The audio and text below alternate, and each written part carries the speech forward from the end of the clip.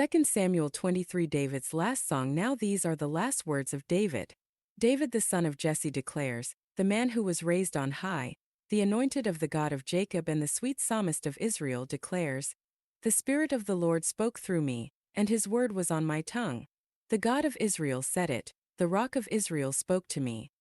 He who rules over mankind righteously, who rules in the fear of God, is like the light of the morning when the sun rises, a morning without clouds, when the fresh grass springs out of the earth from sunshine after rain.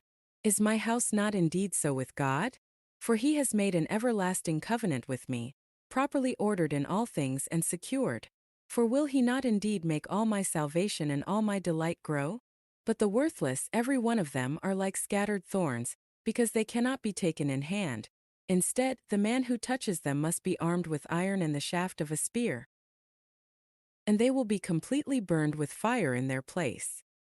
David's mighty men. These are the names of the mighty men whom David had: Joshab-Basshebeth, a Tachemonite, chief of the captains. He was called Adino the Eznite because of 800 who were killed by him at one time. And after him was Eleazar the son of Dodo the Ahohite, one of the three mighty men with David when they defied the Philistines who were gathered there to battle, and the men of Israel had withdrawn. He rose up and struck the Philistines until his hand was weary and it clung to the sword. And the Lord brought about a great victory that day. And the people returned after him only to plunder the dead. Now after him was Shammah the son of Agi, a Hararite. And the Philistines were gathered into an army where there was a plot of land full of lentils. And the people fled from the Philistines. But he took his stand in the midst of the plot, defended it, and struck the Philistines. And the Lord brought about a great victory. Then 3 of the 30 chief men went down and came to David at harvest time to the cave of Adullam, while the army of the Philistines was camping in the valley of Rephaim. David was then in the stronghold, while the garrison of the Philistines was then in Bethlehem. And David had a craving and said, "Oh, that someone would give me water to drink from the well of Bethlehem which is by the gate." So the 3 mighty men forced their way into the camp of the Philistines, and drew water from the well of Bethlehem which was by the gate, and carried it and brought it to David. Yet he would not drink it, but poured it out as an offering to the Lord. And he said, "Far be it from me, Lord, that I would do this. Should I drink the blood of the men who went at the risk of their lives?" So he would not drink it. These things the 3 mighty men did. Now Abishai, the brother of Joab, the son of Zeruiah, was chief of the 30. And he swung his spear against 300 and killed them, and had a name as well as the 3.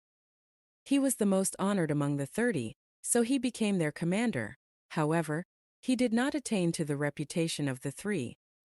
Then Benaiah the son of Jehoiada, the son of a valiant man of Kabzeel, who had done great deeds, killed the 2 sons of Ariel of Moab. He also went down and killed a lion in the middle of a pit on a snowy day. And he killed an Egyptian, an impressive man. Now the Egyptian had a spear in his hand, but he went down to him with a club and snatched the spear from the Egyptian's hand, and killed him with his own spear. These things Benaiah the son of Jehoiada did, and had a name as well as the 3 mighty men. He was honored among the 30, but he did not attain the reputation of the 3, and David appointed him over his bodyguard. Asahel the brother of Joab was among the 30, and there was Elhanan the son of Dodo of Bethlehem, Shammah the Haradite, Elika the Haradite, Helaz the Paltite, Ira the son of Ikesh the Tekoite, Abiezer the Anathothite, Mebani the Hushathite, Zalman the Ahohite, Maharai the Netophathite, Helab the son of Bana the Netophathite, Ittai the son of Ribai of Gibeah of the sons of Benjamin, Benaiah a Pirathonite, Hiddai of the brooks of Gash, Abialban the Arbathite, Asmaveth the Baramite, Eliabah the Shalbanite, the sons of Jashan, Jonathan, Shammah the Hararite, Ahiam the son of Sharar the Ararite, Eliphalet the son of Ahasbai, the son of the Machathite, Eliam the son of Ahithophel the Gilonite, Hezro the Carmelite, Parai the Arbite, Igal the son of Nathan of Zobah, Bani the Gadite, Zelek the Ammonite, Naharai the Beerothite, armor-bearers of Joab the son of Zeruiah, Ira the Ithrite, Gareb the Ithrite, and Uriah the Hittite, 37 in all. 2 Samuel 24. The census taken. Now the anger of the Lord burned against Israel again, and he incited David against them to say, "Go, count Israel and Judah." So the king said to Joab the commander of the army, who was with him, "Roam about now through all the tribes of Israel from Dan to Beersheba, and conduct a census of the people, so that I may know the number of the people."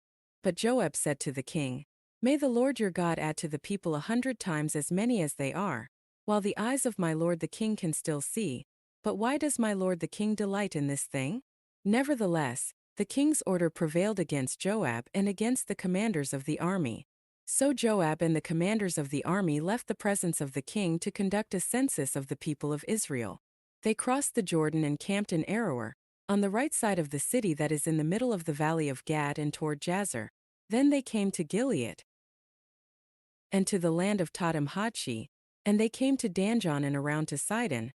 Then they came to the fortress of Tyre and to all the cities of the Hivites and of the Canaanites, and they went out to the south of Judah, to Beersheba.